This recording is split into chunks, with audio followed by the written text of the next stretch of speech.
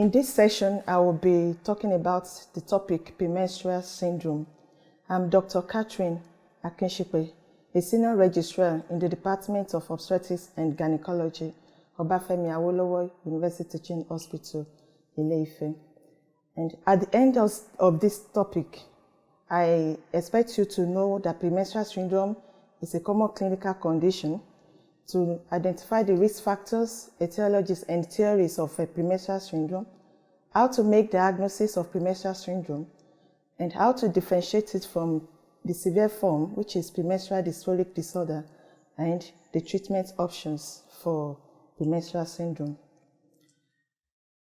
By way of introduction, premenstrual syndrome and its most severe form, which is premenstrual dysphoric disorder, are two well-defined clinical entities that affect a considerable number of women.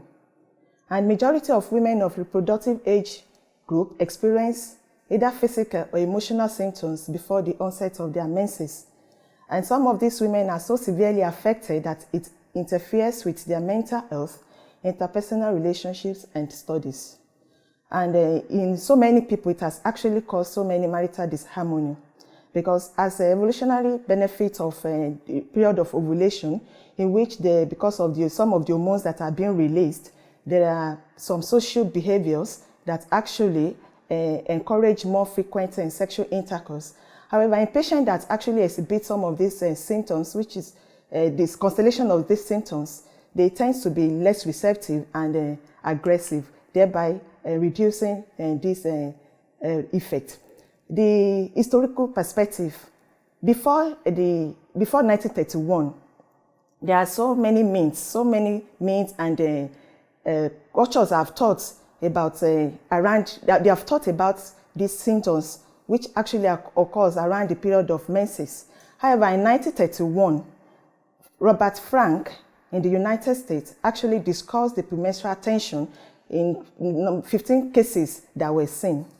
And also in 1953, Dalton Katarina actually popularized the term premenstrual syndrome and reported 86 cases of this syndrome. There are further developments, and up to this present moment, there are even websites that are developed for support groups concerning this syndrome. A simpler way of defining this syndrome is defined as the recurrence of physiological and physical symptoms seen in the luteal phase, which remain in the follicular phase of the menstrual cycle. However, there are other definitions. According to International Classification of Disease and Related Health Problems, at the 10th edition of this, define premenstrual syndrome as a woman that complains of recurrent psychological or somatic symptoms, or even both, that occur specifically during the luteal phase of the menstrual cycle and resolve in the follicular phase, or at least by the end of menstruation. And according to International Classification of Disease and other health-related conditions, the 11th edition of this, and which is in consonance with the Diagnostic and Statistical Manual of Mental Disorder, they were able to actually differentiate, by the way of definition, the premenstrual dysphoric disorder to be defined as a pattern of mood symptoms, somatic symptoms, or cognitive symptoms. Before this, in 1994, the Association of Psychiatric of America, they were the first one to describe this disorder, and it was then classified under the ICD-10 as a subcategory of premenstrual tension. However, which is worthy of note, in 2019, World Health Organization actually classified premenstrual dysphoric disorder as a gynecological condition, no longer a psychiatric condition, and that it begins several days before the onset of menses, start to improve with a few days after the onset of menses, and then become minimal or even absent within approximately 1 week following the onset of menses. It's a common condition seen in 4 in 10 women, and it has been noted that 50% do have mild symptoms, while 5 to 8% could go as far as having a severe form of this premenstrual syndrome. And based on classification, before now, it was classified by O'Brien in 1987 to be primary or secondary. primary, that is, the symptoms actually subside totally with onset of menses, while the secondary form of it is that the symptoms resolve or reduces in intensity with onset of symptoms. However, the classification according to International Society of Premenstrual Syndrome consensus classify this categorically into two, which is core premenstrual disorders and variant premenstrual disorders. Talking about the core premenstrual disorders, this is the most common one, and with non-specific symptoms. It's said to reoccur in ovulatory cycles during the luteal phase and abate as menstruation begins. They can present predominantly with either psychological symptoms, somatic symptoms, or even both. And for the diagnosis, symptoms must be severe enough to affect the daily functioning or interfere with work, social performances, interpersonal relationship, or as I've mentioned earlier, even as far as causing marital disharmony. And the variant PMS, we have four under this category. The first one is the premenstrual exacerbation of an underlying disorder such as diabetes, depression, epilepsy, asthma, and migraine. The patient that presents with this, they actually experience symptoms that is relevant to their medical conditions, as mentioned above, throughout the menstrual cycle. However, these symptoms significantly worsen during the period of menses. And the second one under this category is non-ovulatory premenstrual disorders. This is said to occur in anovulatory ovarian activity, although this is poorly understood because of lack of evidence supporting this, but it has been noted to be triggered by follicular activity. Another one is progesterone-induced premenstrual disorders, and this one has been noted to be caused by exogenous introduction of progestogens that present in forms of hormone replacement therapy for those women that are actually on it, and combined oral contraceptives. This has been noted to reintroduce symptoms to women who may be particularly sensitive to progestogens. We shall see this one when we go further, when we talk about the etiology and the theory surrounding this PMS. And although progestogen-only contraceptives may actually introduce these symptoms, but they've not been actually included within this variant group because of their non-cyclicity. Another form of the variant is premenstrual disorders with absent menstruation. And this one is seen in patients who do not menstruate for reasons maybe they've had hysterectomy or they've had endometrial ablation for treatment of abnormal uterine bleeding, or for those patients that are on levonorgestrel intrauterine system. However, they still include women who still have a normal ovarian cycle. This pictorial diagram is showing the classification, the different classifications that I've mentioned, classification of premenstrual syndromes, which ranges from psychological, which is the mild form of premenstrual syndrome, to the core premenstrual disorders, and even those ones that are being caused by exogenous progesterone, and those ones that have a PMS in patients that has had hysterectomy or endometrial ablation.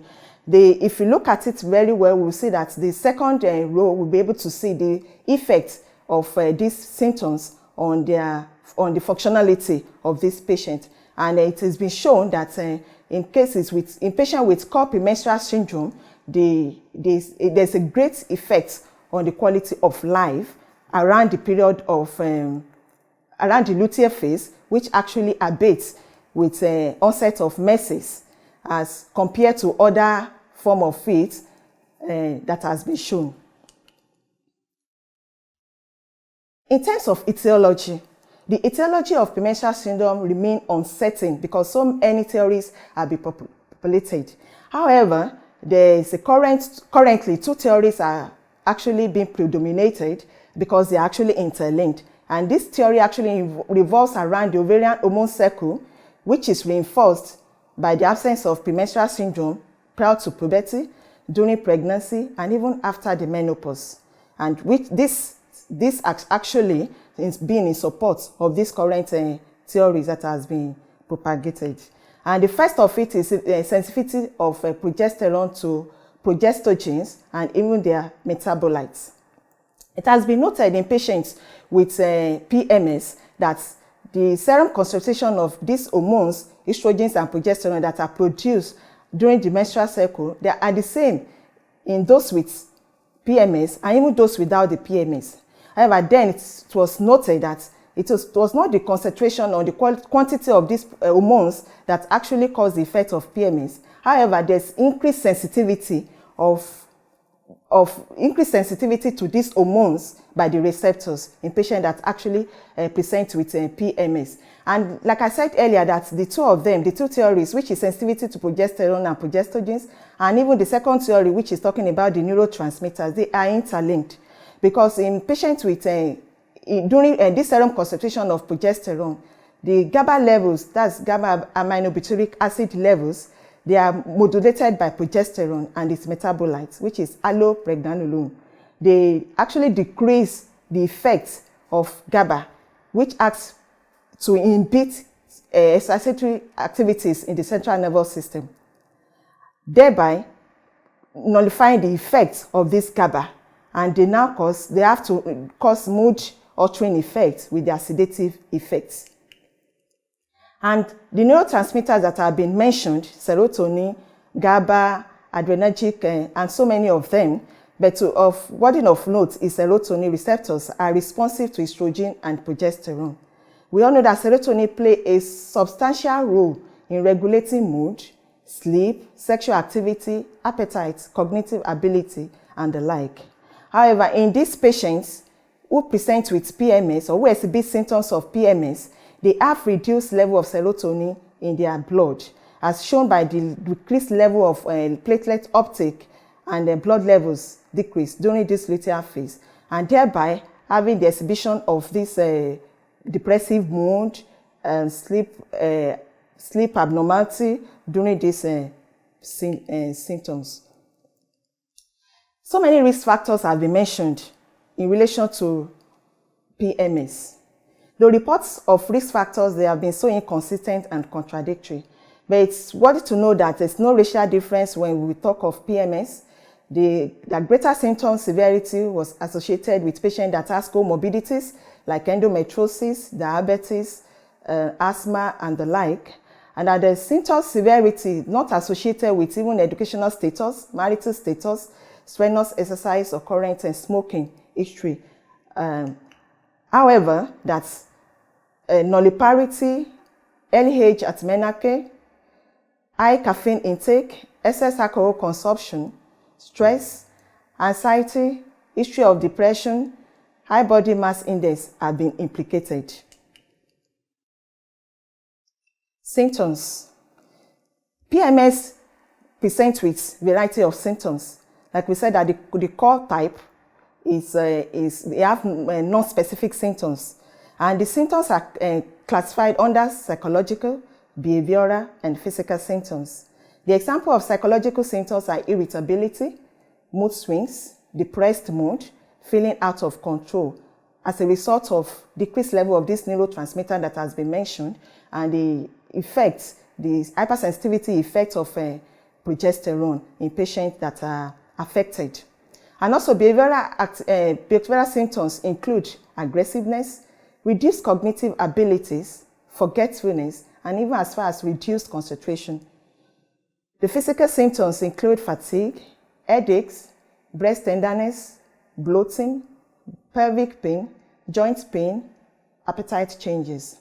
And it's very important to actually be able to identify this, because so many of these, so many medical conditions can actually present with some of these symptoms. So when one is actually focusing on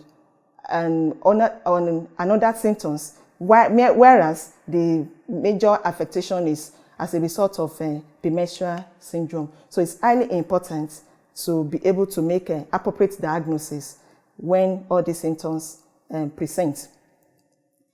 Diagnosis of premenstrual syndrome. It is important to note that diagnosis of PMS depends on timing rather than the types of symptoms. For PMS, timing rather than types of symptoms, knowing fully well that this occurs during luteal phase of menstrual cycle and not follicular phase. And also the degree, though the most important aspect is the timing, but also we have to take note of the degree, that there should be significant impairment to the individual that is affected with this syndrome. In making the diagnosis, there are no objective tests.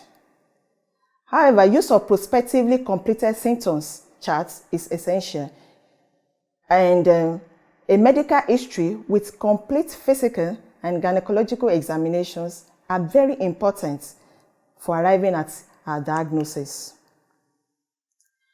Comorbidity conditions should be identified and ruled out, since they can as well present with some of these symptoms that was highlighted above.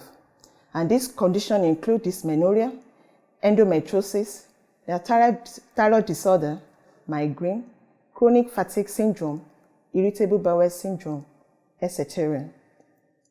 Psychiatric disorders such as depression, bipolar illness, panic disorder, personal disorder, and anxiety disorder too should be identified and treated appropriately. Though it may be difficult to determine whether symptoms are an exacerbation of comorbid condition or PMS symptoms superimposed on pre-existing condition. However, with accurate charting, one will be able to make a diagnosis. And the confirmation of luteal phase timing with the relief of symptoms by the end of menstruation is diagnostic. The symptoms severity should be recorded prospectively over 2 menstrual cycles in order to be able to make appropriate diagnosis. And the timing of the symptoms, like we said earlier, they are very much more important than the severity. So many tools have been used over the years. However, daily record of severity of problems charts is a useful tool to help in arriving at a diagnosis, either for PMS or premenstrual dysphoric disorder. Like we said, this chart is most widely used now. It is very simple. It provides a reliable and reproducible record of symptoms in the period of consecutive 2 months prior to the diagnosis. Let us note that it's very important to establish the diagnosis before initiating treatment. And this is a picture of the DRSP chart.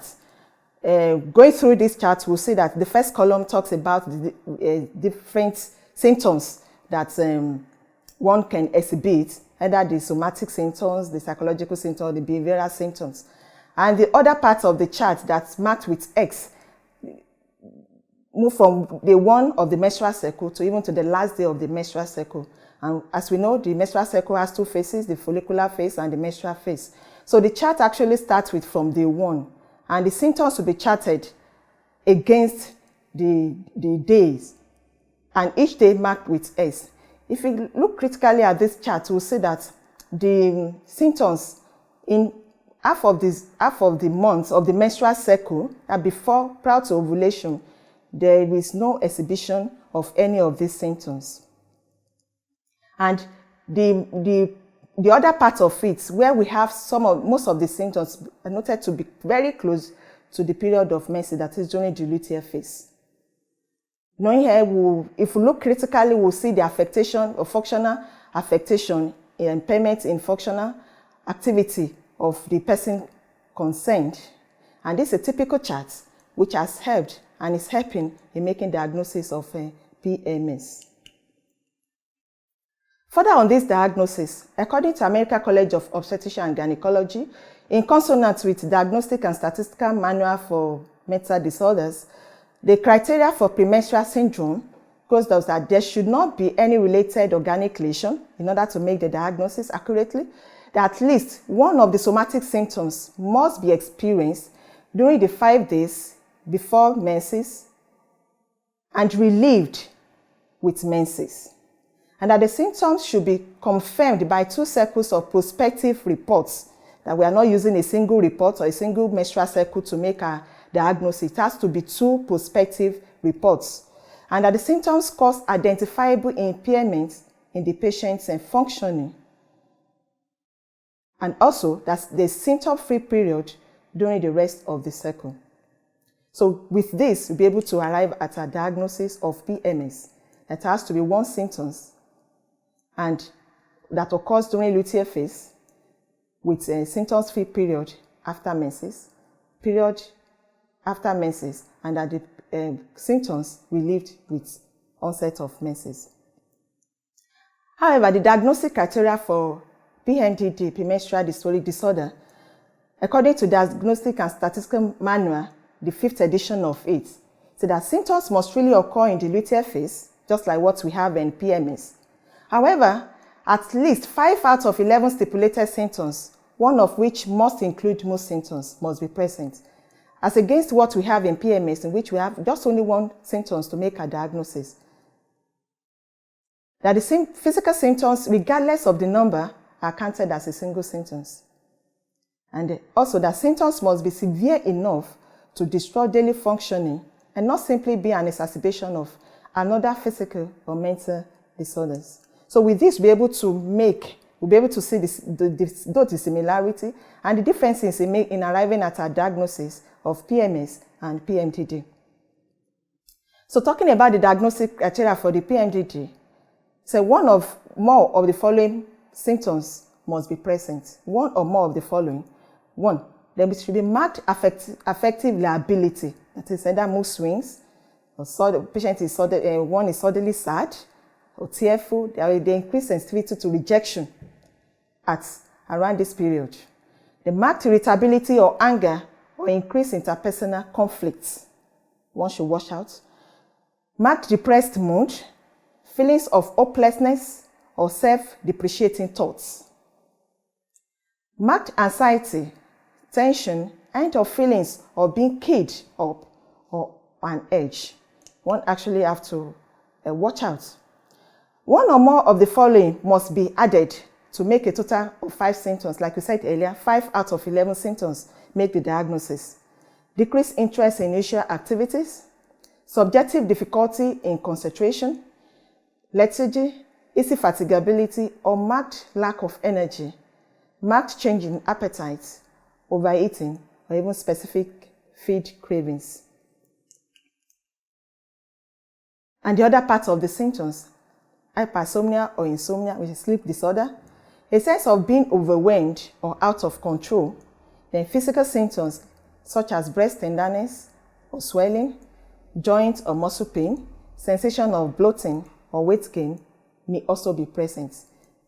It's very important to note that no matter the physical symptoms that are present, they are being regarded as one. And to make a diagnosis of PMDD, at least 5 out of the 11 symptoms must be present. After all, a syndrome is a constellation of symptoms. There are some conditions or situations in which we have uncertain picture, and making a diagnosis with even our chart may prove so difficult. And in some of these conditions, the gonadotropins releasing hormone have played a lot of role in arriving at our diagnosis.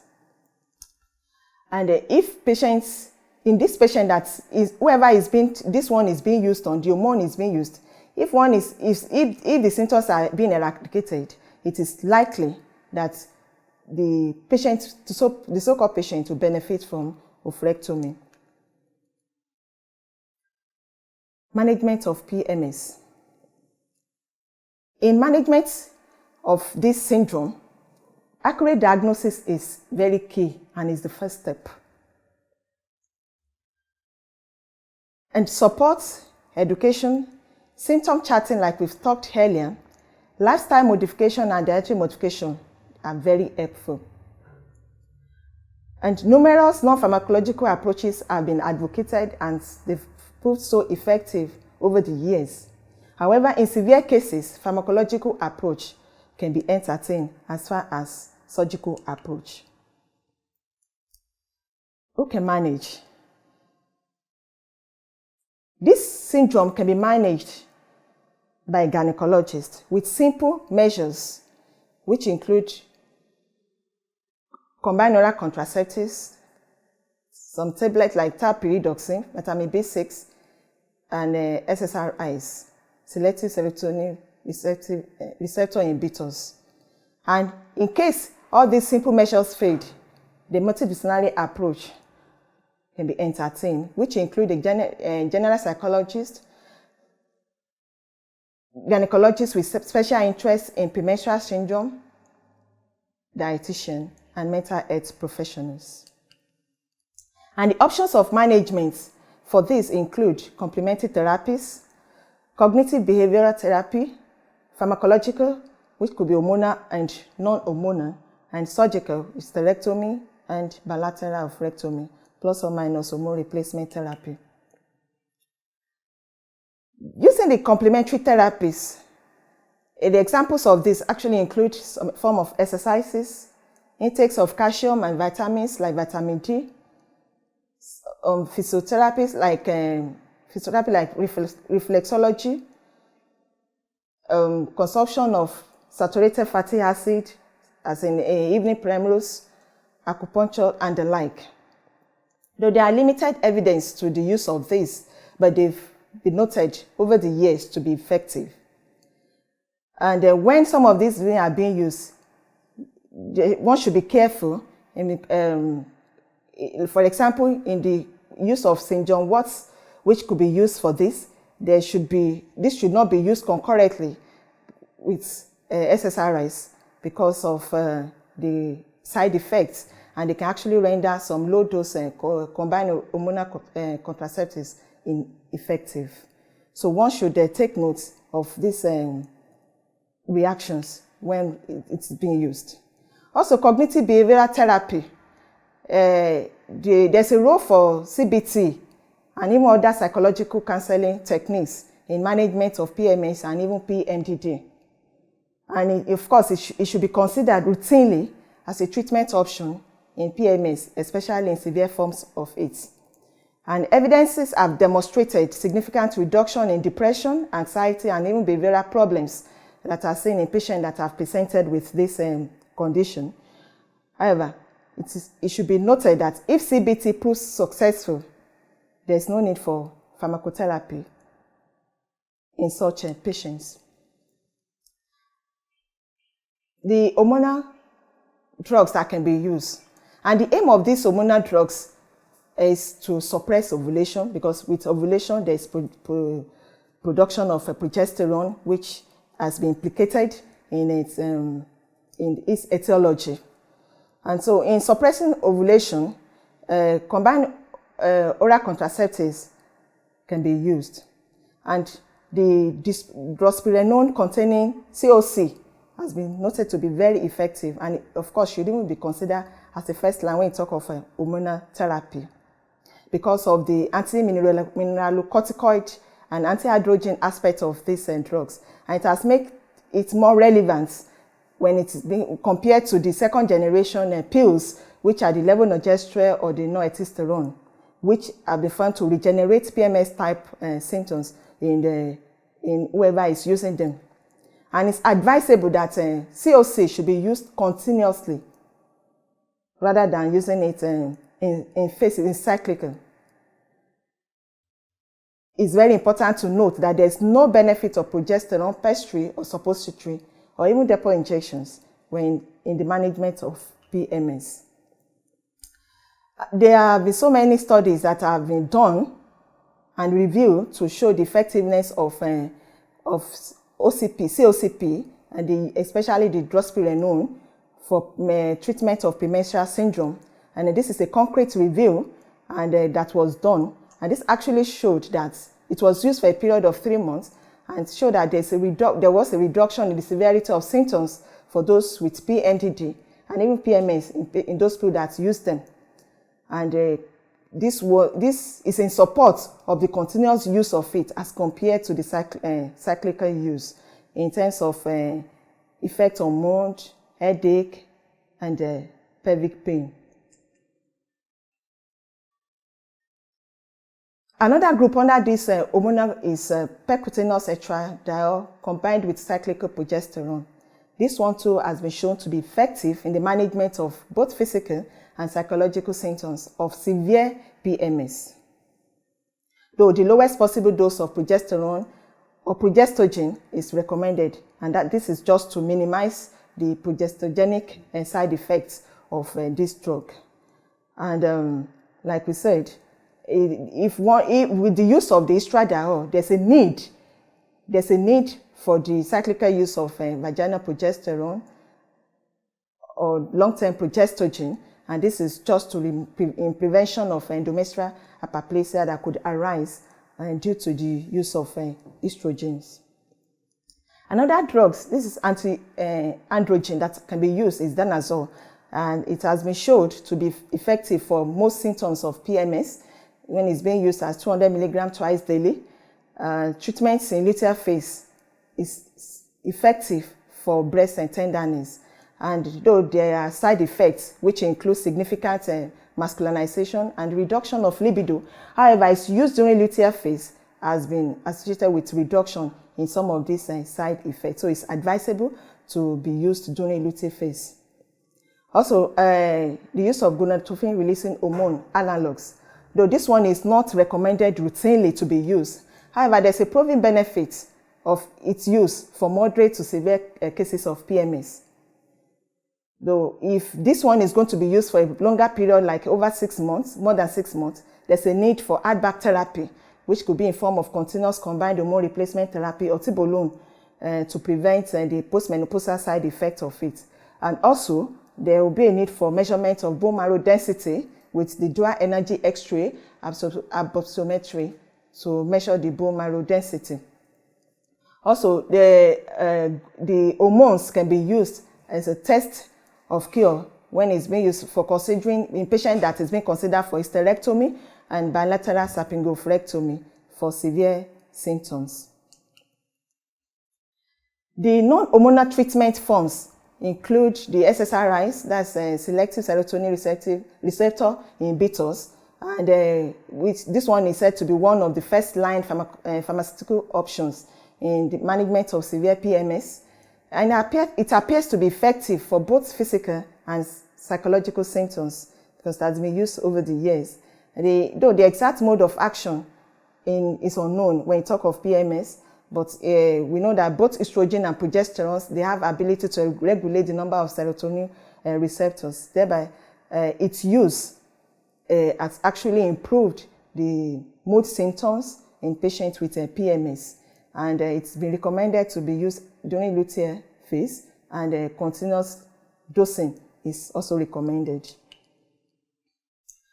And because of the associated adverse effects and even withdrawal symptoms with this drug, it's been advised to be discontinued gradually over a few weeks in case of discontinuation. And some of the withdrawal symptoms that has been noticed include the gastrointestinal disturbances, headache, anxiety, dizziness, paresthesia, even sleep disturbance, fatigue, and some sweating. And the adverse effects include the nausea, insomnia, somnolence, fatigue, and even reduced libido, as mentioned earlier. So in order to minimize these effects, it's advisable to be used during luteal phase, and the newer agents have proved so effective. And the newer agents include the citalopram and the sertraline and the others. Still on the non-hormonal therapy, the spironolactone, which is can be used as antidiuretic with its anti-mineralocorticoid effect, can be used to treat physical symptoms, and it has shown to show great improvements in both mood and physical symptoms, and when it's being used at a dose of 100 milligrams daily. Then the surgical approach. In severe PMS, hysterectomy and bilateral oophorectomy has been shown to be of benefit. And it is not the first line, but it's indicated in selected severe refractory cases, maybe in patients with unsuccessful medical management, patients with long-term gonadotropin releasing hormone analog treatment to prevent the effects of the bone marrow, the postmenopausal symptoms, and even patients with underlying or with gynecological comorbidities that will benefit from surgical approach. So it's been of good words. And definitive treatments for severe PMS has been shown to be surgical. it's good to note that bilateral oophorectomy with hysterectomy is the only cure when talk of this, the treatment in severe PMS. And that endometrial ablation and hysterectomy alone with conservation of the ovaries, they are not recommended. And that bilateral oophorectomy alone too is not recommended because there's subsequent need for hormone replacement therapy with progestin or progestogens that will further regenerate PMD or PMS-like syndromes. This algorithm shows the symptoms, the symptoms that one can present with, how to arrive at a diagnosis, and options of treatment available after the diagnosis, and also taking into consideration some other comorbidities that could present and the appropriate treatment, investigation and treatment.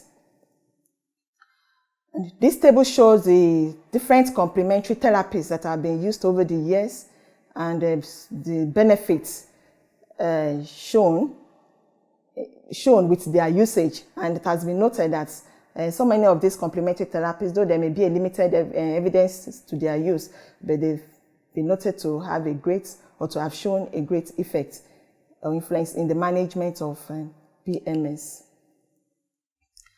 And this is a decision-making algorithm, also in the treatment of PMS. And looking at this, we'll see the first column shows the first line, second line, and the third line, and likewise the fourth line. And showing that the first line in the management of PMS is exercise, cognitive behavioral therapy, the use of pyridoxine, which is vitamin B6, and combined new generation pill, especially the use of dospirone, that's Yasmin, a continuous or luteal phase dosing of low-dose SSRIs, as has been mentioned earlier. And also under the second line, that if the first line fails, then the second line of treatment is use of estradiol patches with micronized progesterone, either orally or vaginally. The higher dose of SSRIs, continuous use in luteal phase too, has proven effective.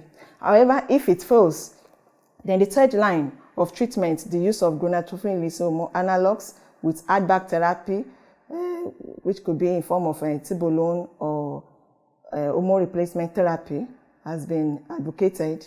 And if this now fails, then we go to the fourth line, which is the surgical treatment with or without hormone replacement therapy. In summary, the premenstrual syndrome, as we have said, is usually underestimated, and most times diagnoses are not even made.